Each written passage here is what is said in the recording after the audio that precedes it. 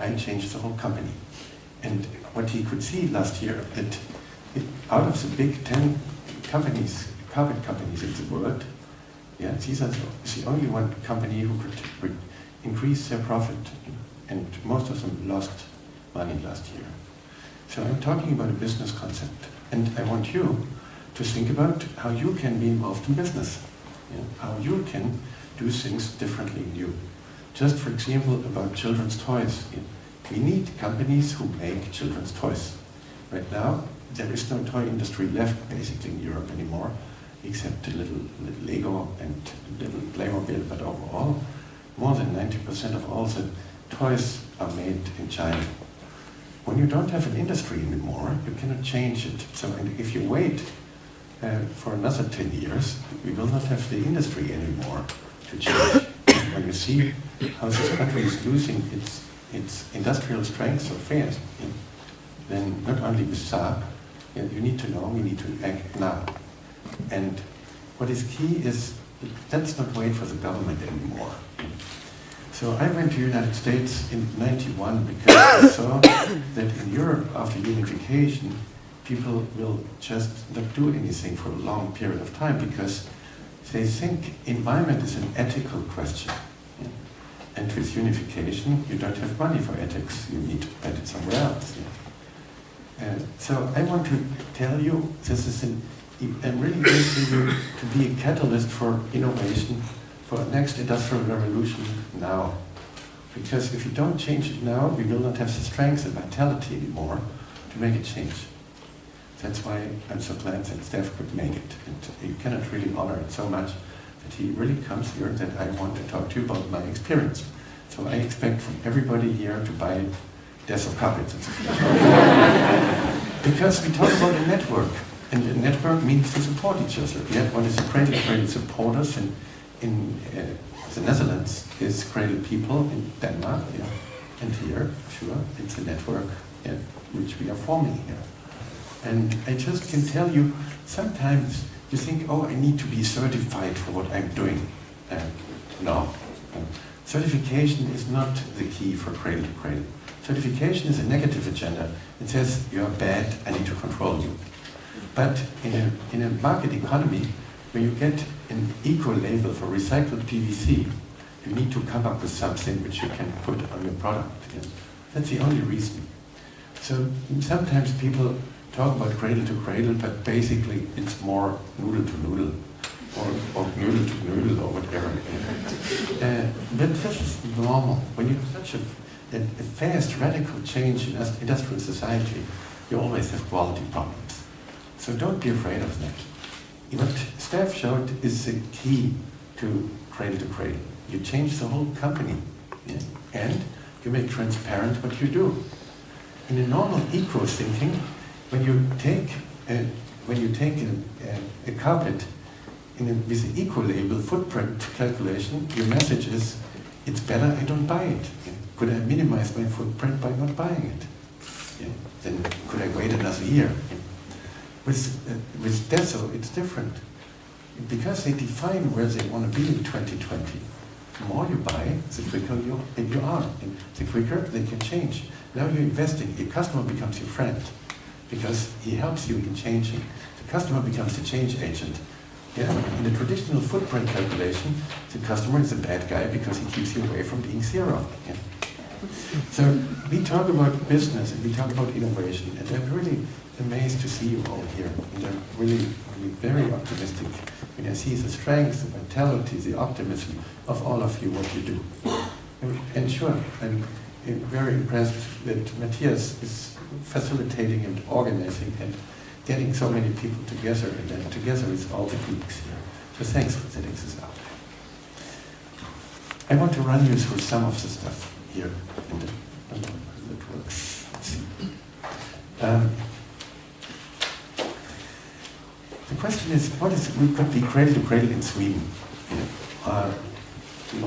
In Sweden, it's normally difficult because Sweden basically is the home of the footprint calculation thing. So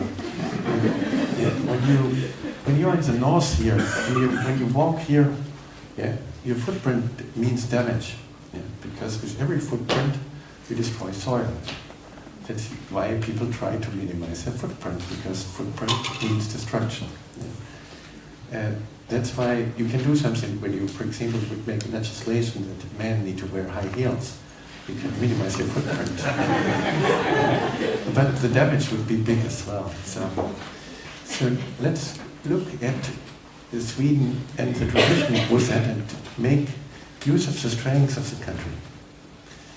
Look, in the Netherlands, it's a very broad movement. These are just 1/3 of the projects which we do this year together.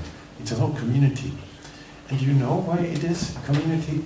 Because the Dutch society is interesting. Different to Germany, England, etc. The Dutch system is a system of supporting each other. And it's assuming that you're good. Yeah. Normally, you would say, hey, you're bad, and only God can redeem you. No, here it says, hey, if I'm interested in my neighbor, because there was a big flood, for example, in Zealand, where the Prime Minister comes from, yeah, and if you don't take care of your neighbor, if you're not interested in your neighbor positively, you will drown as well. And the Dutch could never romanticize nature. When 1/3 of your country is below sea level, yeah, you cannot talk about Mother Earth. Yeah, the next flood just takes you. Yeah. There is no Mother Nature with that.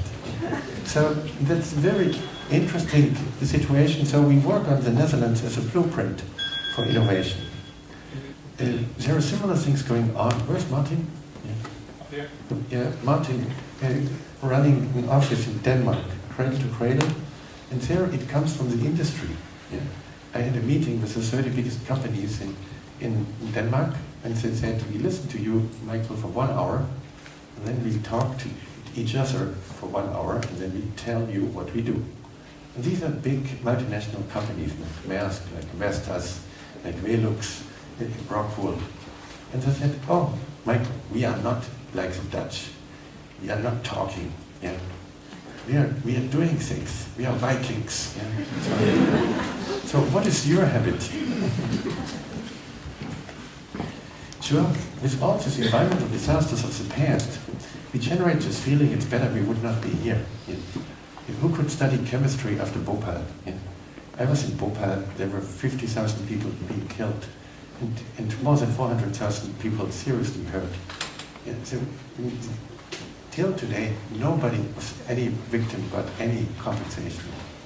Yeah, what they did, they bribed the doctors not to make any records. Yeah.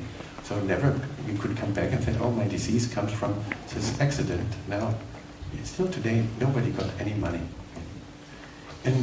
And sure, after Bhopal, or when you see now in the Gulf of Mexico, yeah, this oil spill, you see that all these pristine wetlands will be destroyed by the oil spill. Yeah. And you think somehow, yes, it's bad what we do. It would be better we would not exist. Yeah. That's why people try to be zero emissions, zero waste, zero footprint, carbon neutral. Yeah. But you only can be carbon neutral when you don't exist. That's the only way. And somehow we try to do so. Can you imagine? Go to any type of supermarket, organic store, there's not one label of organic food which allows that we are involved, not one. Every day we need to pick up 2 grams of phosphate and we need to put it back in the biological system. Phosphate is far more critical than oil. Yeah. And there's far more radioactivity being mined by the phosphate industry than it's used in all nuclear power plants. And there's no legal limit for radioactivity in fertilizer. And so this is by far the biggest intake of radioactivity in the biological system. When we now want to put our biological nutrients back in the biological system, yeah, because we eat stuff and we need to go to the toilet, it's not organic when we put our stuff back. Isn't it amazing? We feel so bad that we say it's only organic when we are not involved. Yeah. That's somehow sad. Yeah. But sure, with all these disasters, yeah, when you see what happened in all different types of areas, how could you think it's good to be an engineer or it's good to be study physics after Chernobyl? We lost a whole generation of scientists with that. Yeah? And the ones who studied science did it with a bad consciousness. Yeah? That yes, we still meet somebody from BSF who says, I'm sorry, I'm from BSF, but I try to make the best out of it. Yeah? So that's why people try to be less bad, because they assume that they are evil anyways.